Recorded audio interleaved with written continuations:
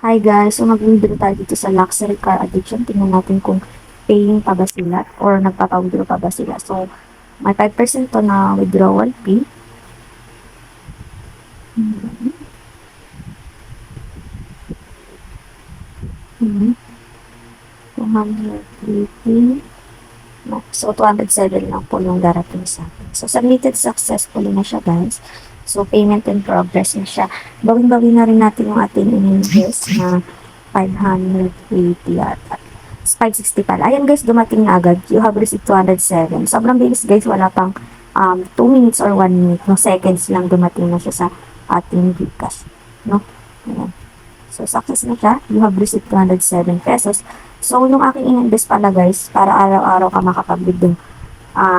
Di ba po may libreng 20 pesos once na nag-top up ka?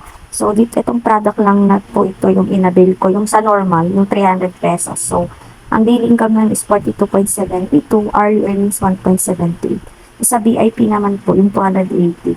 So, 2.91 hourly earnings niya, 69.84 po yung daily income. So, yun po yung ating in-invest. Kaya araw-araw din tayo nakaka-withdraw dito sa Luxy Car Addiction. So, mamaya, hourly, madadagdagan na naman yung ating account balance.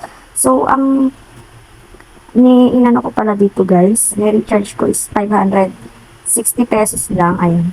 Isang beses lang ako noong 15 kasi July 15 to nagsimula. So, 4 days na ngayon, gawin na rin natin. No, may 20 pesos kasi na libre, 580 lahat yung aking inabil na product. So, 560 na lang po yung tinap up ko. No? Then, tignan natin yung total na withdraw ko, 207. Tignan natin kung bawin na natin yung pin. Last 233. Yung bawas na po yung sa Gcash. Plus 1. So, 596 na po yung ating na-withdraw lahat, no? Bawin-bawin na yung 560 na tinap up ko, may tubo pa. Sana tumagal pa to si Luxury Car. So, pang 4 days na po siya ngayon. Paying pa rin po siya. So, yun guys, invest what you can afford to lose. And for more videos, please subscribe to my channel. Happy earnings and thank you for watching. Bye!